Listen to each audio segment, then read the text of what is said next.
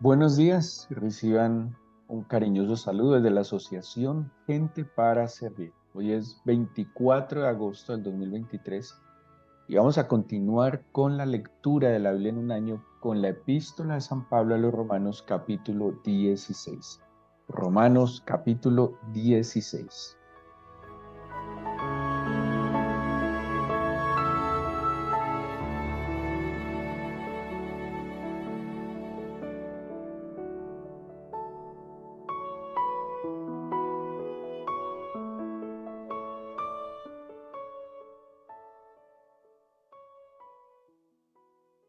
Jesucristo es nuestra justicia. La Biblia nos enseña de que la justicia y la misericordia y la paz van de la mano. Cuando viene la justicia, cuando el ser humano experimenta justicia, también experimenta paz. El hecho de que el Señor Jesucristo nos haya justificado implica que nos permite entrar, estar en paz con el Señor. Y cuando nosotros logramos estar en paz con el Señor, pues de alguna manera ese efecto va a traer paz con nosotros mismos y va a traer paz con nuestro prójimo, porque todas las cosas empiezan a ver a la luz de la justicia divina. No simplemente porque el Señor ha tomado venganza, porque no se trata de esta justicia, sino que el Señor en su misericordia nos ha dado un lugar cerca de su corazón, no ha tenido en cuenta nuestros pecados, sino que por el contrario ha pagado por ellos y nos ha hecho justos como Él. Esa justicia trae paz a nuestro corazón y esa paz es la que nos debería llevar a nosotros a tener una vida más armoniosa con nuestro prójimo. De hecho, en la práctica, todo lo que nos enseña la Escritura no nos puede llevar como a una vida elevada, salida de la realidad, sino por el contrario nos lleva a una vida elevada, pero sobre esta realidad. El efecto sobrenatural de la palabra del Señor en medio de nosotros es que en la cotidianidad, en el diario vivir, en cada salida, en cada entrada, en cada obra que necesitamos y debemos hacer, pues se vea el efecto de lo que nosotros estamos cultivando interiormente. Todo lo que el Señor pensamos de Él de manera sobrenatural o en la eternidad, pues tiene su efecto aquí y ahora en medio de nosotros. Y cuando hablamos entonces de que Jesucristo es nuestra justicia, la justicia divina, al traer paz a nuestro corazón, es de alguna manera como que desarma nuestros argumentos, nuestra lógica, desarma nuestros criterios para estar ofendidos o llenos de resentimiento contra nuestro prójimo.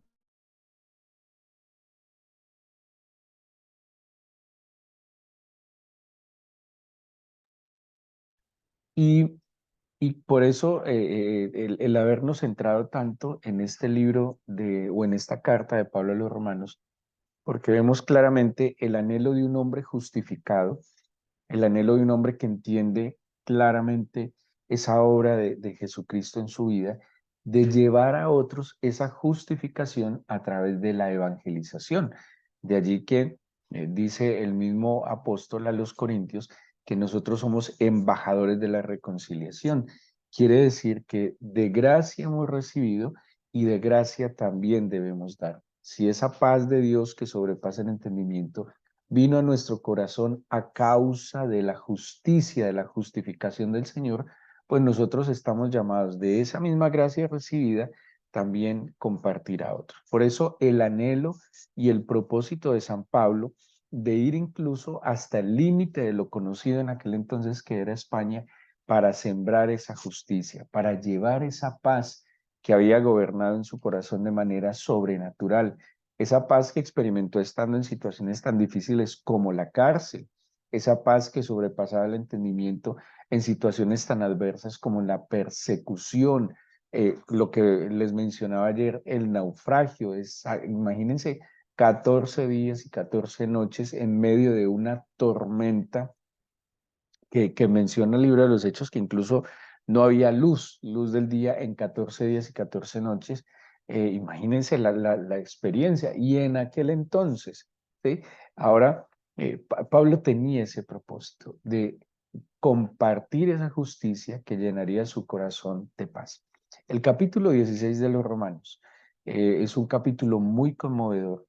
Em, Acordémonos que en aquel entonces existían las iglesias locales y de alguna manera esas iglesias locales trataban de ser orientadas y dirigidas desde la cabeza de la iglesia, que, a ver, bueno, la cabeza es Cristo claramente, pero había unos representantes que ellos reconocían como pues autoridades y referentes,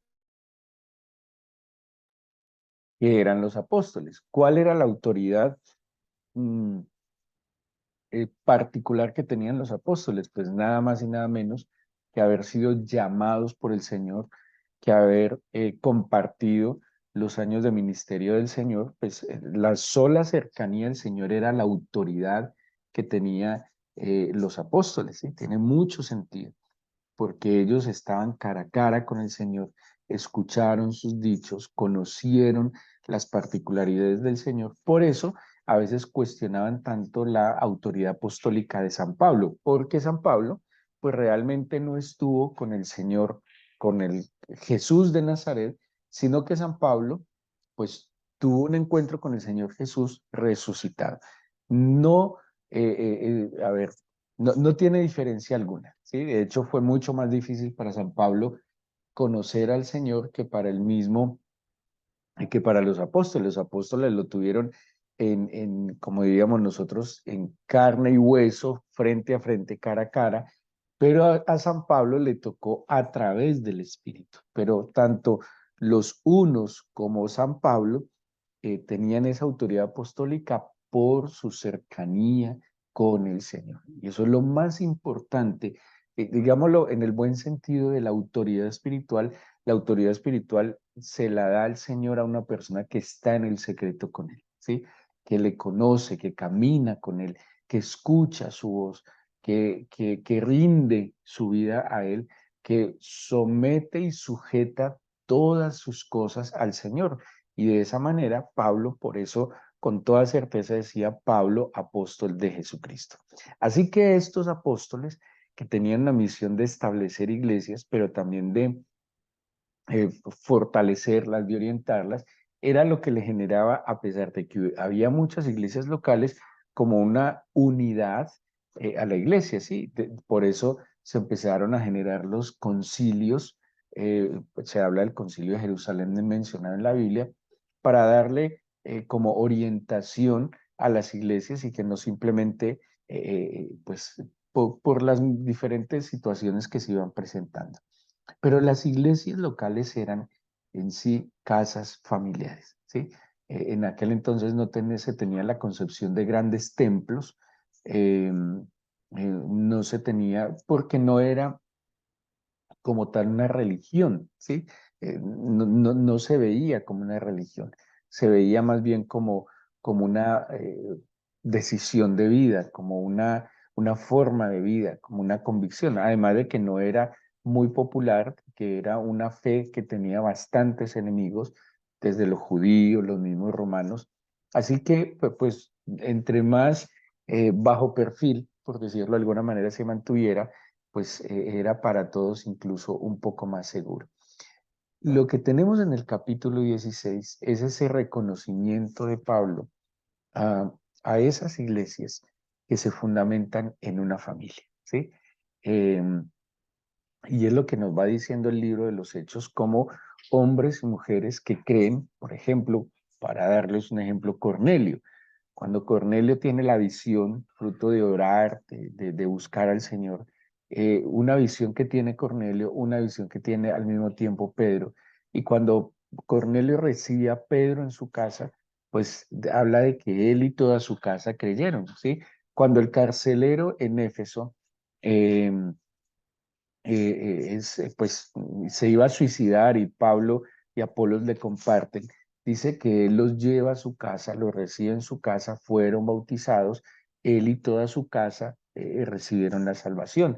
Cuando la Biblia habla de Lida, la vendedora de púrpura, que también estaba en Éfeso, que era originaria eh, de la Odisea, creo que es, y dice que ella también los recibió en su casa y a ellos y toda su familia. Estas casas familiares se convirtieron entonces en iglesias. Este capítulo 16 menciona 24 personas, 24 nombres.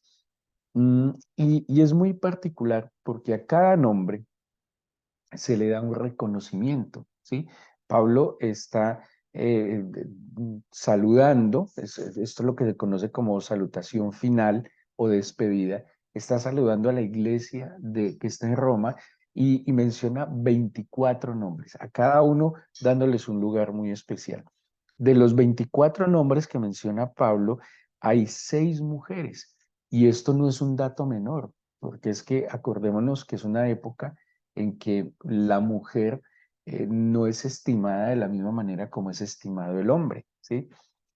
Algunos incluso han acusado a Pablo de ser machista, y yo creo que es un poco equivocado decirlo, porque Pablo claramente reconoce el papel de las mujeres, ¿sí? La misma Biblia, por más que estuviera en un entorno cultural y machista, la misma Biblia menciona y reconoce el papel de las mujeres.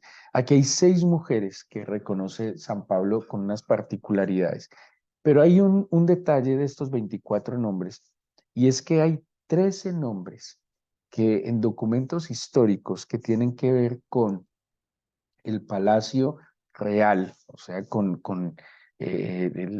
los emperadores romanos.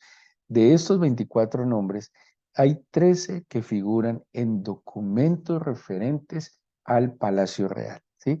Y esto es un detalle muy interesante porque nos podría estar hablando de que las personas que se estaban convirtiendo al evangelio, o que se convirtieron al evangelio o tenían que ver con la función pública, ya fuera como esclavos, ¿sí? Pero así fueran esclavos, hacían parte del palacio, o que fueran dignatarios del palacio. De hecho, dice, mire lo que dice Filipenses 4:22. Todos los santos os saludan, y especialmente los de la casa de César. Acuérdense que Filipenses es escrita desde la cárcel. Es posible que Filipenses sea escrita desde la cárcel de Roma. Si Pablo está escribiendo desde Roma Filipenses y está enviando saludos, aquí estamos en los saludos finales, y dice, todos los santos os saludan, especialmente los de la casa de César. ¿Quiénes serán los santos que están en la casa de César? Sino servidores, o sea, cristianos que trabajan en el Palacio Real. Esto es muy importante, porque la influencia de Pablo llega entonces a, voy a decirlo de esta manera, a filtrarse en una escena de autoridad, ¿sí? En un escenario donde seguramente hay perdición, oscuridad. Muy, muy interesante que 13 nombres de esta lista de 24 romanos o integrantes de la iglesia romana hagan parte de las funciones públicas, nada más y nada menos que en el palacio de César. Así que vemos acá entonces el reconocimiento y el saludo especial que Pablo le da a estas 24 personas. ¿Cómo empieza el capítulo? Dice, os recomiendo además nuestra hermana Febe, imagínense, empieza nada más y nada menos hablando de una servidora, ¿sí? Y dice, la cual es diaconisa, diaconisa es servidora, ¿sí? Porque diácono es servidor. Dice, la cual es diaconisa de la iglesia en Cencrea, que la recibáis en el Señor como es digno de los santos, y que la ayudéis en cualquier cosa en que necesite de vosotros, porque ella ha ayudado a muchos y a mí mismo. En esta carta, Pablo le está haciendo una antesala a una servidora, a Febe, ¿sí? Dice que es una diaconisa, ya les dije, servidora.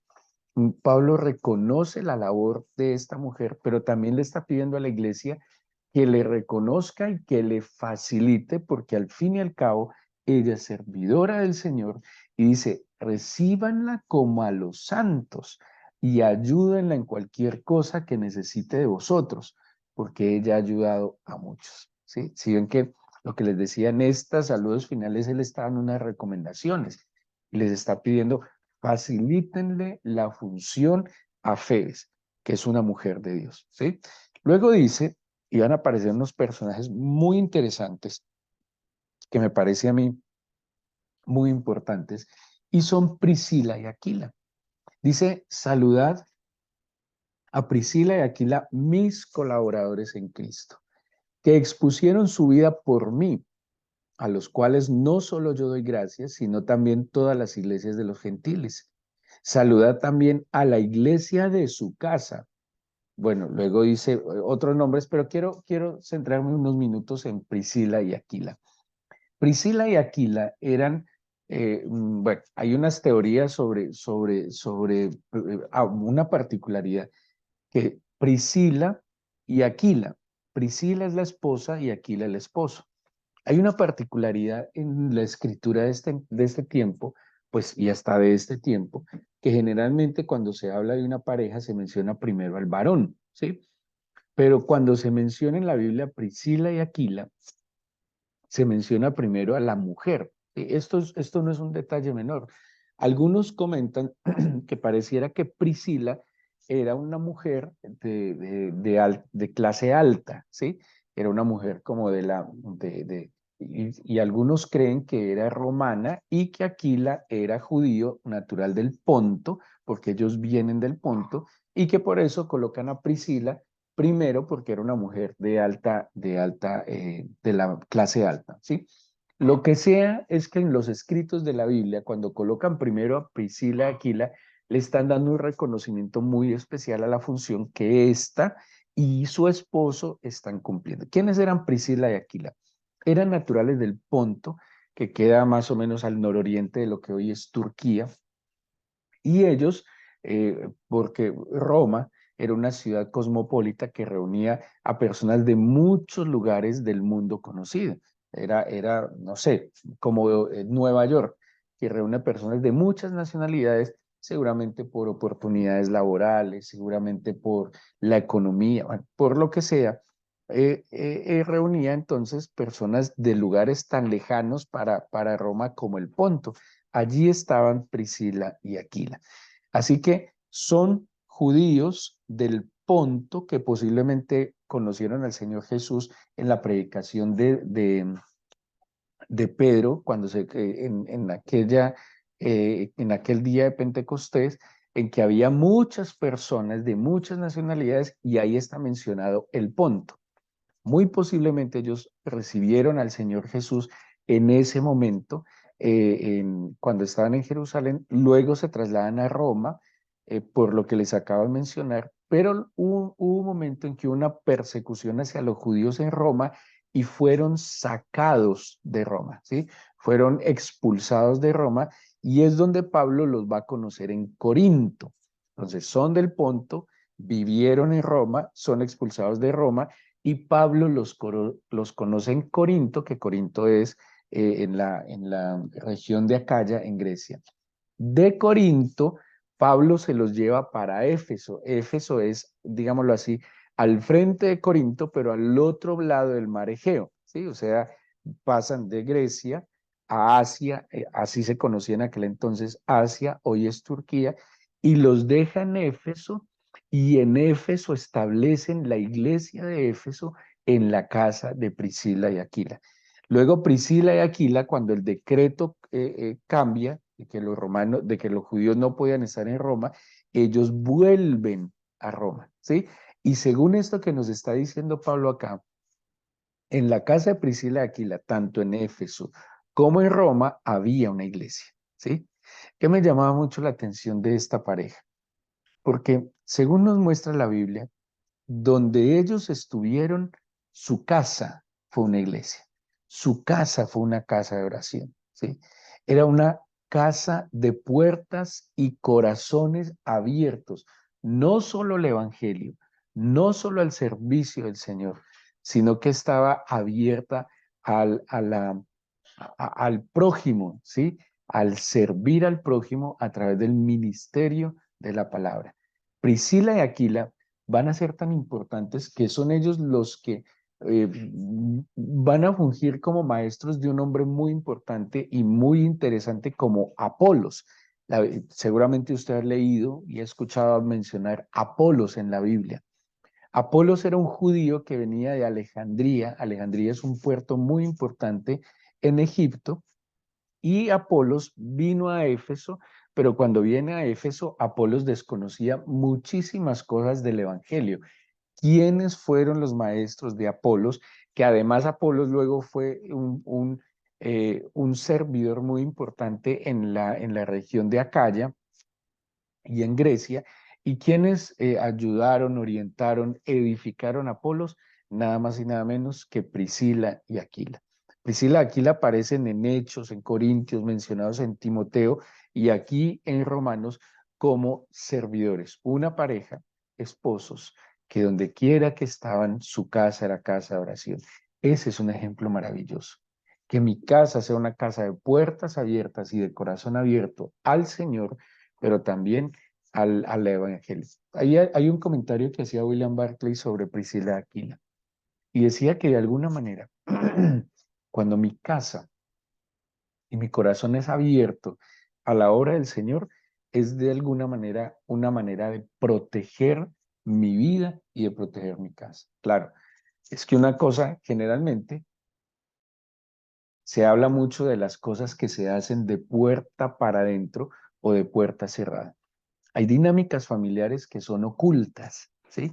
Hay dinámicas familiares y hay familias que viven como dos tipos de cosas. Hay familias que de puertas para adentro son medio caóticas, pueden ser familias cristianas, mienten, se maltratan, hay hostilidad, hay amargura, bueno, muchas cosas, pero de puertas para afuera se muestran como una familia tranquila, armoniosa, feliz, cortés.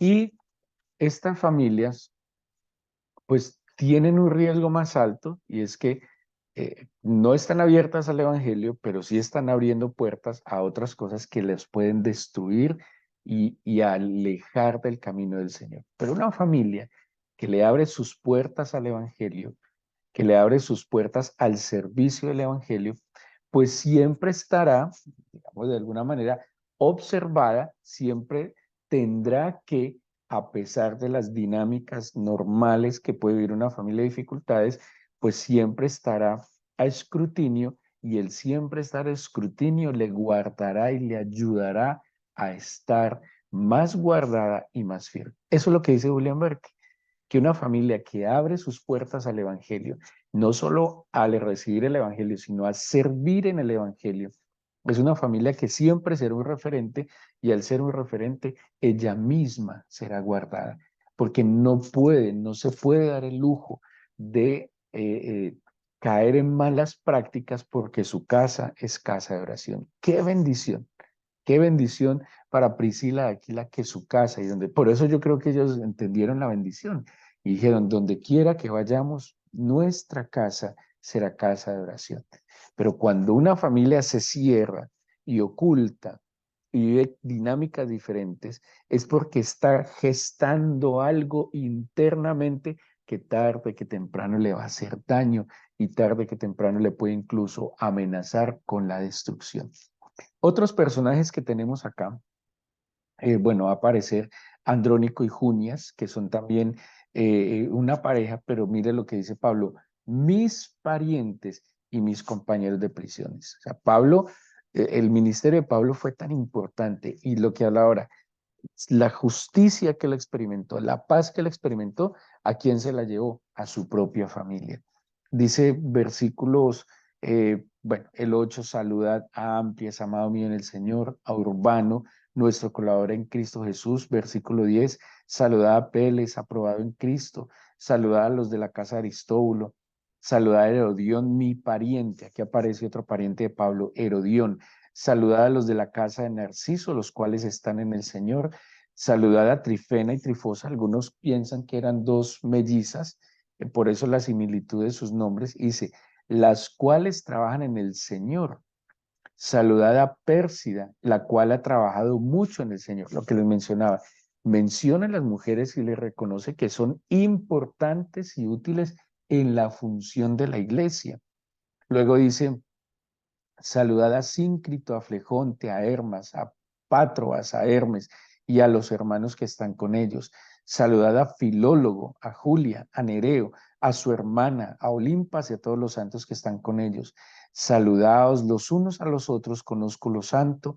Os saludan todas las iglesias de Cristo.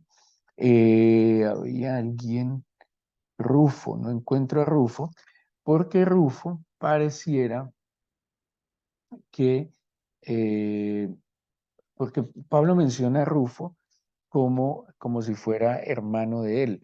Bueno, no recuerdo en qué versículo está, pero menciona incluso a un hermano y a una mamá, y a la mamá de Pablo. Eso nos deja ver versículo 13. Dice, saludad a Rufo, gracias, escogido en el Señor, y a su madre y mía. Hay un comentario que parece que este Rufo, pues no es que sea hermano de él biológico, ni que su mamá sea madre de Pablo, sino que él experimentaba una cercanía especial a Rufo y su madre lo había tratado como madre a Pablo. La Reina Valera nos deja ver como si fuera efectivamente la madre de Pablo y que Rufo fuese hermano de Pablo. Lo que sea, en la cercanía, Pablo influyó también a los de su casa, ¿sí? Y para uno influir a los de su casa tiene que modelar, ¿sí? Para uno influir a los de su casa sí que tiene que ser recto, correcto, verdadero y justo. Porque si hay alguien que pudiera decir algo a favor o en contra de alguien, son los de su propia casa. Y para que Pablo aquí tenga incluso parientes en el Evangelio, y además estamos hablando de parientes activos en el Evangelio, es porque Pablo en su decisión de servir al Señor también tuvo que haberles modelado. No de ninguna manera una perfección que no existe, pero sí una vida de testimonio coherente. Y además, insisto, cuando el corazón reconoce la justicia divina, descansa en la justicia divina, cuando el corazón experimenta la paz con el Señor y esa paz del Señor que sobrepasa el entendimiento, ni siquiera tiene que fingir ser piadoso, simplemente lo es. Y la piedad por sí misma influye positivamente a los que están más cerca. Así que aquí tenemos muchos elementos de este saludo final de Pablo. Me parece espectacular ese reconocimiento al creyente. Es que el creyente se esfuerza y trabaja y necesita ser reconocido. Está reconociendo las labores, está reconociendo la devoción, está reconociendo la fidelidad, ¿sí? Y si Pablo como apóstol del Señor está reconociendo eso con el creyente, estén seguros que el Señor reconoce su esfuerzo, que el Señor reconoce su devoción, su piedad, y que no podemos esperar una recompensa del Señor en las cosas materiales en este mundo simplemente. El solo hecho que usted no pase inadvertido delante del Señor, que usted sea reconocido delante del Señor, eso ya es una bendición para nosotros, porque el ser reconocidos del Señor nos va a permitir experimentar su ayuda cuando más lo necesitamos. Vamos a darle gracias al Señor y a entregarle este día a través de nuestra oración.